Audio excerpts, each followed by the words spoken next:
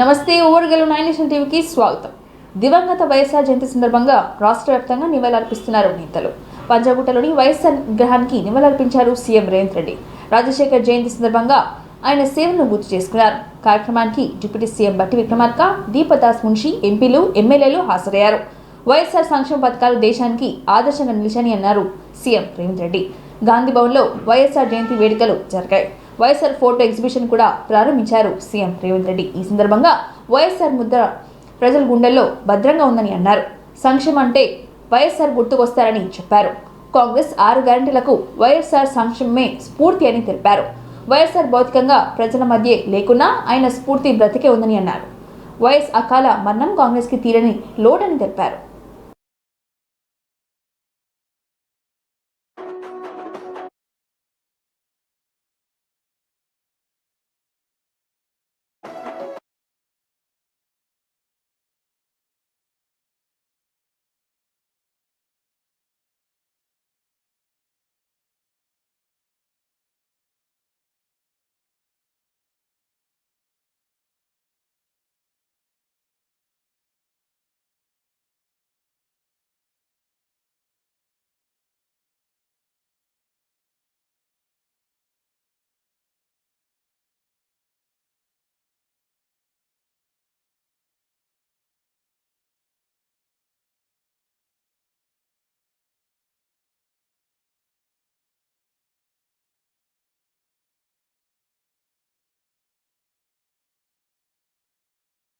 ప్రభుత్వం పనిచేస్తుందని చెప్పి మీ అందరికీ మాటిస్తూ అందరికి కూడా విజ్ఞప్తి చేస్తున్నాం.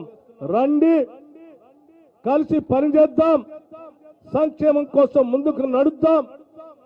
దూరంగా ఉన్నటువంటి ఆనాటి కాంగ్రెస్ నాయకులందరికీ కూడా రమ్మనిసి ఈ సందర్భంగా మీ అందరికీ మనస్ఫూర్తిగా ఆహ్వానిస్తూ మరొక్కసారి రాజశేఖర్ రెడ్డి గారు చేసినటువంటి కార్యక్రమాలన్నింటినీ కూడా ప్రజలకు గుర్తు చేస్తూ ఇంకా మరెన్నో సంక్షేమ కార్యక్రమాలు రాహుల్ గాంధీ గారి నాయకత్వంలో, సోనియా గాంధీ గారి సూచనలతో, మల్లికార్జున్ ఖర్గే గారి Reddy used to wear was the same shirt what Priyo used to wear.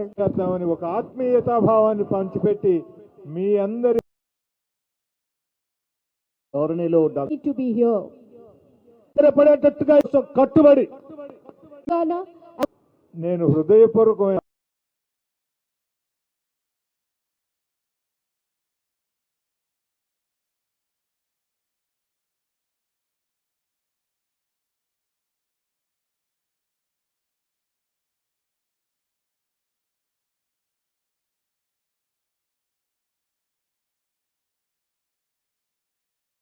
దివంగత నేత వైఎస్ రాజశేఖర రెడ్డికి నివాళులర్పించారు ఏపీ మాజీ CM YS Jaganmohan Reddy.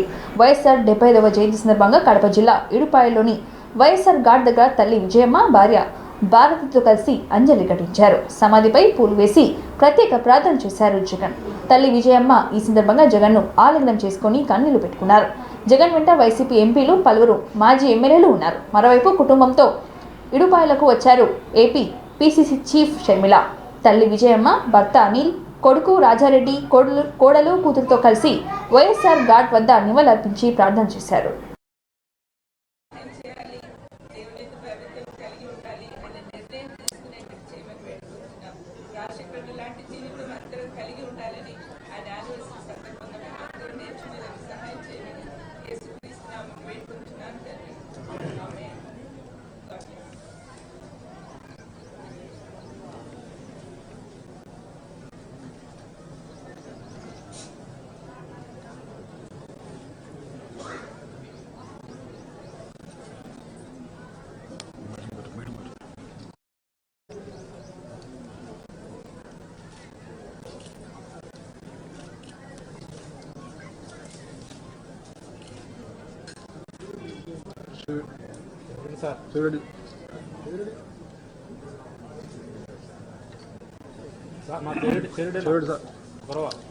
Side sir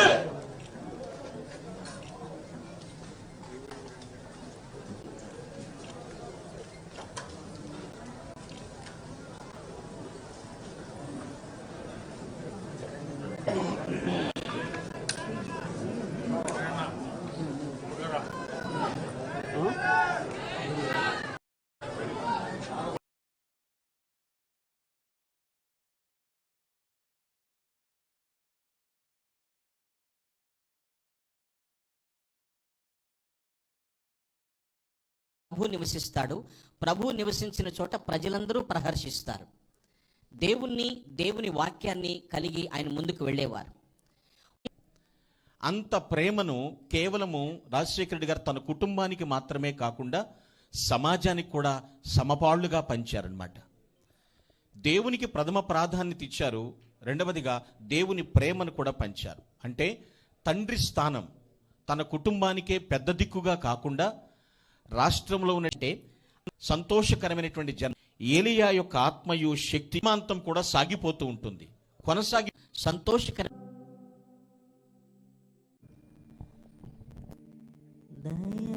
మొక్కలు నాటడం అంటే భవిష్యత్తు తరాలకు సహకారం అందించడమని అన్నారు మంత్రి పొన్నం ప్రభాకర్. ప్రభుత్వం ఎన్ని కార్యక్రమాలు చేసినా ప్రజల సహకారం అవసరమని తెలిపారు. మొక్కలు నాటడం కాదు, ఆ బాధ్యతను కూడా ప్రజలు తీసుకోవాలని సూచించారు. మొక్కలు నాటడం సమాజంలో బాధ్యత అని గుర్తు చేశారు. కాలుష్యం పెరిగితే వచ్చే తరం మనల్ని క్షమించదని ప్రజలందరూ వారి వారి కుటుంబ సభ్యులు, బంధువుల పేరుతో వచ్చి మొక్కలు నాటాలని కోరారు. మొక్కలు నాటడం ఆడంబరం కాదని ప్రజలందరూ చిత్తశుద్ధితో వన మహోత్సవంలో పాల్గొనాలని సూచించారు. గత 10 ఏళ్లలో నాటిన మొక్కలు వివరాలు అవసరం లేదని, వచ్చే 10 ఏళ్లలో మేము నాటే మొక్కలను ప్రజలు చూస్తారని చెప్పారు. గతంలో నాటిన మొక్కలపై పిట్టలు గూళ్లు కూడా పెట్టలేదని విమర్శించారు. అటవీ శాఖ ఆధ్వర్యంలో సమాజానికి మంచి చేస్తే మొక్కలను తీసుకొచ్చి పెంచుతామని అన్నారు మంత్రి పొన్నం ప్రభాకర్.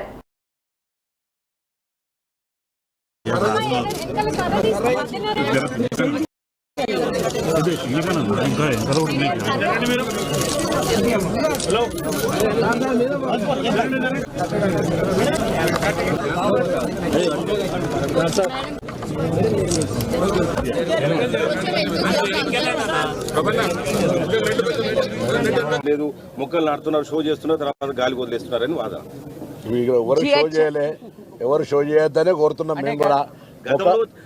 గతంకు సంబంధించి ఎవరు విమర్శించినా ఇలా తప్పైతుంది. అది మీరు ఎవరు ఇప్పుడు గతంకు సంబంధించిన విషయం మనం ఇక్కడ మాట్లాడుకునేది కాదు.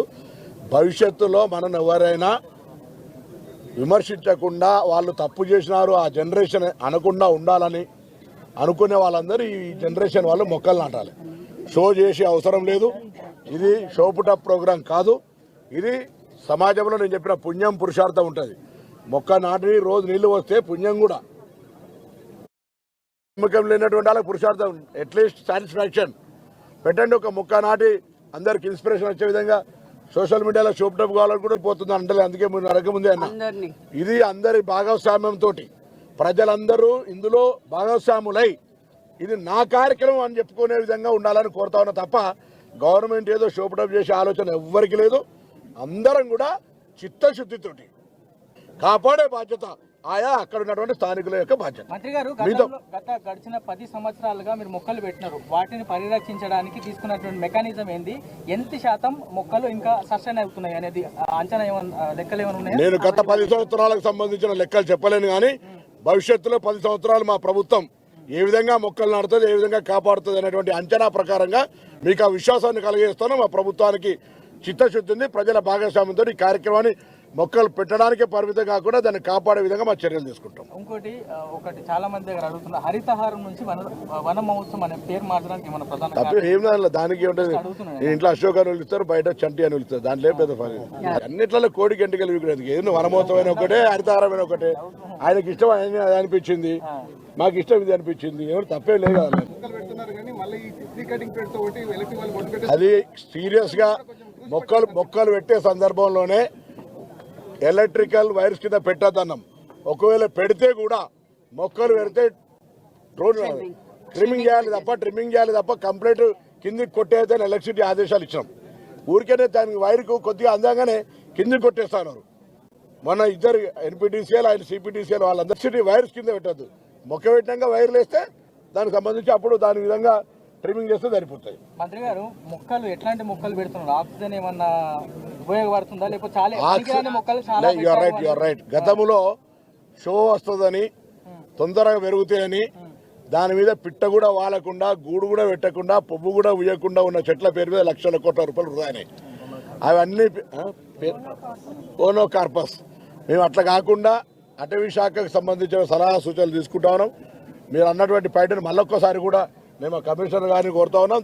తప్పకుండా ఎక్కడ కూడా పొల్యూషన్ అంటే పొల్యూషన్ క్రియేటివ్ చేసేటువంటి ప్లాంట్స్ అసలే ప్లాంట్ చేయకుండా ఉండాలో తగిన చర్యలు తీసుకోవాలని నేను అటవీ శాఖ మంత్రి గారిని అదేవిధంగా అధికారులను కూడా కోరుతా. Well taken. దేశం నుంచి ఎగుమతి టాప్ 5 కమోడిటీస్ లో ఔషధాలను కూడా ఉన్నాయని కేంద్ర మంత్రి కిషన్ రెడ్డి అన్నారు. నేడు మొత్తంలో 1.83 లక్షల కోట్ల విలువైన ఫార్మా ఉత్పత్తులు ఎక్స్పోర్ట్ చేశామని తెలిపారు. వీటిలో 67,000 కోట్ల విలువైన మెడిసిన్ ఒక అమెరికాకే పంపించామని చెప్పారు. ఇండియాలో తయారయ్యే ఫార్మా ఉత్పత్తులు ఎంతో నాణ్యమైనవో ఈ ఎగుమతులు ద్వారానే అర్థం చేసుకోవచ్చని అన్నారు. హైదరాబాద్లోని హైటెక్ సిటీలో జరిగిన 73వ ఇండియన్ ఫార్మాక్యూటికల్ కాంగ్రెస్ అయిన పాల్గొని మాట్లాడారు. కరోనా టైంలో ఇండియా వ్యాక్సిన్లను తయారు చేసింది, ప్రపంచ దేశాలకు అందజేసింది. 7.5 కోట్ల డోసులను 94 దేశాలకు ఐక్యరాజ్య సమితి చెందిన 2 సంస్థలకు వ్యాక్సిన్ సప్లై చేసి విశ్వబంధగా నిలిచింది. వికసిత్ భారత్ లక్ష్యాన్ని చేరుకోవాలంటే ఫార్మా పరిశ్రమలకు మద్దతు ఎంతో అవసరమని అన్నారు.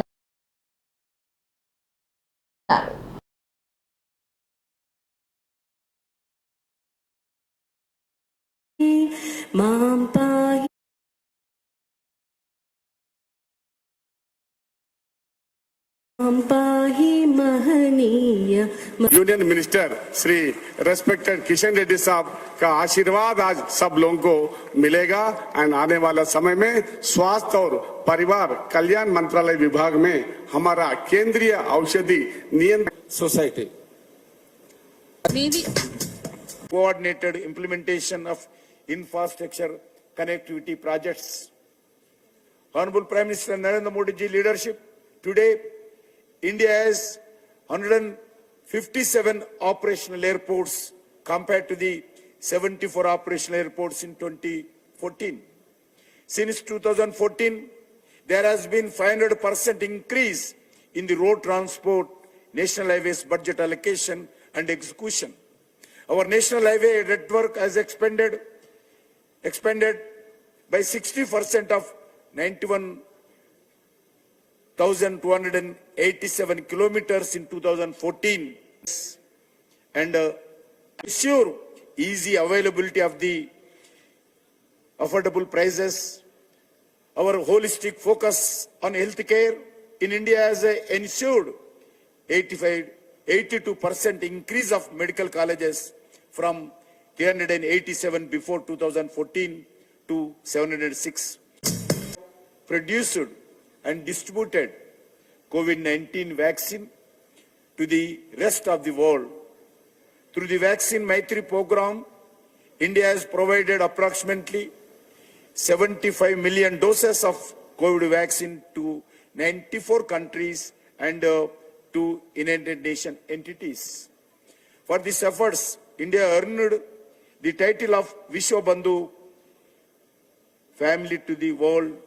Therefore, the theme of role of Indian pharma for global well-being for the 73rd Indian Pharmaceutical Congress Association cannot have been more appreciated. However, our goals are set much higher, and if we need to fulfill our aspirations and transform India to a Vikasit Bharat developed country, then we need to support a pharma industry.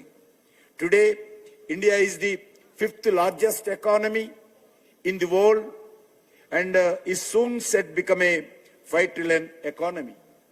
Prime Minister Shri Narendra Modi speaks about making India into the 3rd largest economy. Nirmal జిల్లా సోన్ మండలం మాదాపూర్ గ్రామంలో ఉమ్మడి ఆంధ్రప్రదేశ్ రాష్ట్ర మాజీ ముఖ్యమంత్రి దివంగత YS Rajasekhara Reddy 75వ జయంతి వేడుకలు Congress party ఆధ్వర్యంలో ఘనంగా నిర్వహించారు. ఈ సందర్భంగా వైఎస్ఆర్ విగ్రహానికి పూలమాల వేసి నివాళులర్పించారు.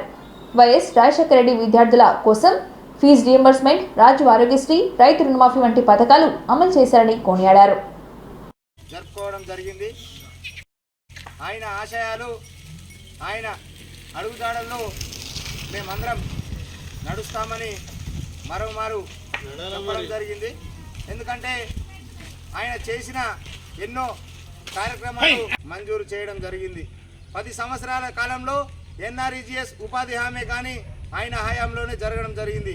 ఎందుకంటే ఇలా బడుగు బలహీన వర్గాలకు, మైనార్టీలకు, బీసీలకు, చాలామంది గిరిజనులకు అందరికీ కూడా ఇలా రాజశేఖర్ రెడ్డి వెన్నుదన్నున నిలిచి ఇలా ఈ పథకాలు ఇప్పటి వరకు రాజశేఖర్ రెడ్డి కాంగ్రెస్ పార్టీలో పుట్టి కాంగ్రెస్ పార్టీలో చావడం గర్వజు జలయజ్ఞం కార్యక్రమం పెట్టి హెలికాప్టర్ ప్రమాదంలో దుర్మరణం పాలయ్యాడు.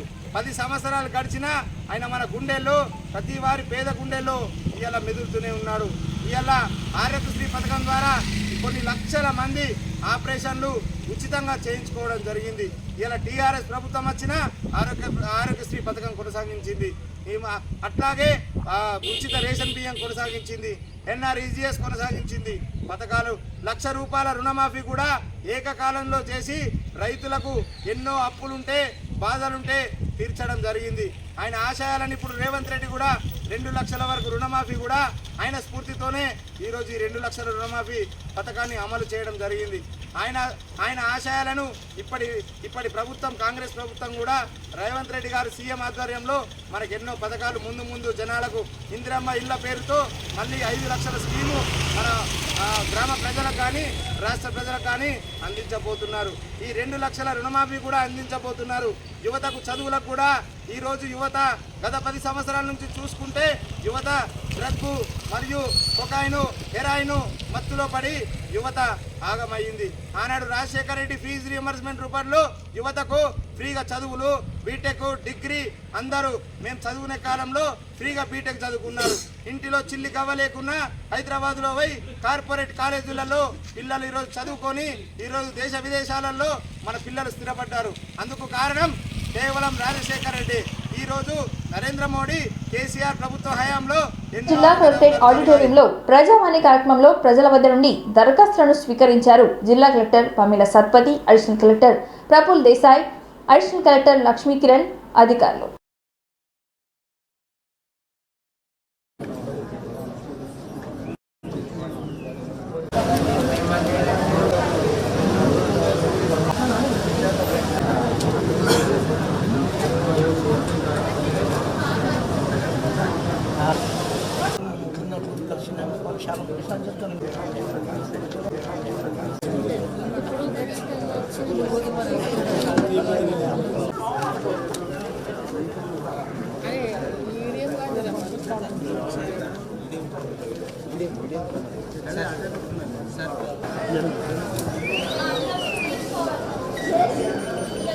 అట్లా అన్నా సార్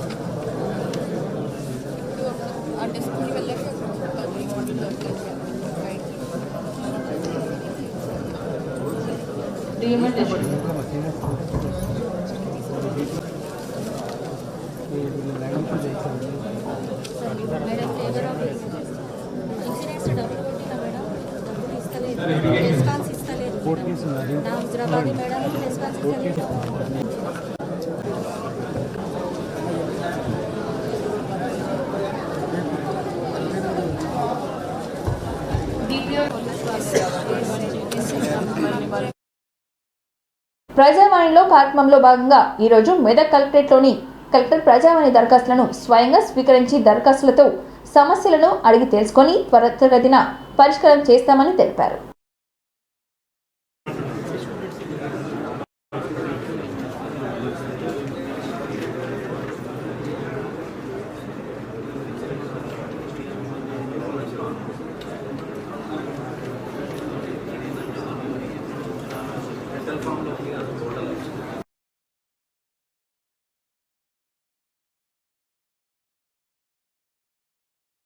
కార్యక్రమంలో ప్రజల నుండి స్వీకరించిన వినతులను త్వరితగతిన పరిష్కరించాలని జిల్లా కలెక్టర్ సత్యశారద అధికారులను ఆదేశించారు. సోమవారం జిల్లా కలెక్టరేట్ సమావేశ మందిరంలో నిర్వహించిన ప్రజావాణి కార్యక్రమంలో జిల్లాలో వివిధ ప్రాంతాలకు చెందిన ప్రజలు తమ సమస్యలపై కలెక్టర్కు మొత్తం 118 వినతులు సమర్పించారు. రెవెన్యూ శాఖకు సంబంధించి 76, పౌర సరఫరాల శాఖకు 5, జీడబ్ల్యూఎంసీ 5, విద్యాశాఖ 3, డిఆర్డీఓ 3, వైద్య ఆరోగ్య శాఖ 1, ఇతర శాఖలకు సంబంధించినవి 25, మొత్తం 118 దరఖాస్తులను జిల్లా కలెక్టర్ మరియు జిల్లా అదనపు collector Sandhyarani, DRDO Kausalyadevi, ZPCEO రామిరెడ్డితో కలిసి స్వీకరించారు.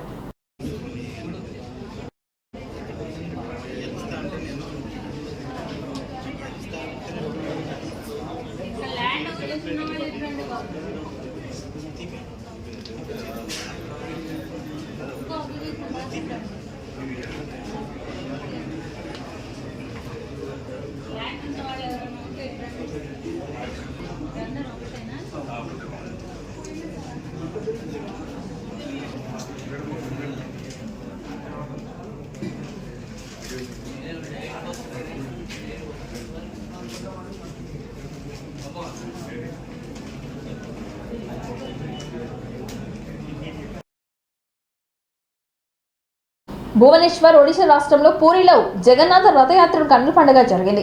ఏడాది రథయాత్రను 2 రోజుల పాటు నిర్వహిస్తుండగా ఆదివారం మొదటి రోజు తెల్లవారుజామున రథసింహానంపై బాలభద్ర, దేవి సుభద్ర, జగన్నాథ్, సుదర్శన కొలువుదీరారు. అనంతరం జగన్నాథుని సర్వాంగ సుందరంగా అలంకరించారు. వివిధ సేవల తర్వాత 10 గంటలకు నేత్రోత్సవం నిర్వహించారు. మధ్యాహ్నం పూరి రాజు గజపతి దివ్యసింగ్ దేవ్ రథాల ముందు చేశారు.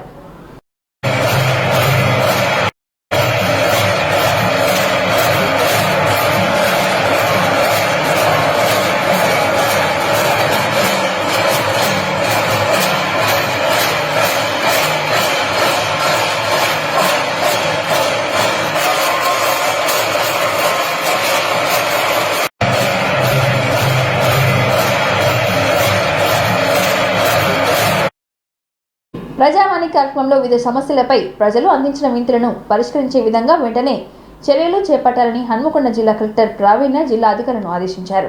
హన్మకొండ జిల్లా కలెక్టరేట్లోని కాన్ఫరెన్స్ హాల్లో సోమవారం ప్రజావాణి కార్యక్రమాన్ని నిర్వహించారు. జిల్లాలోని వివిధ ప్రాంతాల నుండి వచ్చిన ప్రజలు తమ సమస్యలను పరిష్కరించాలని కోరుతూ ప్రజావాణి కార్యక్రమంలో వినతి పత్రాలను జిల్లా కలెక్టర్కు అందజేశారు.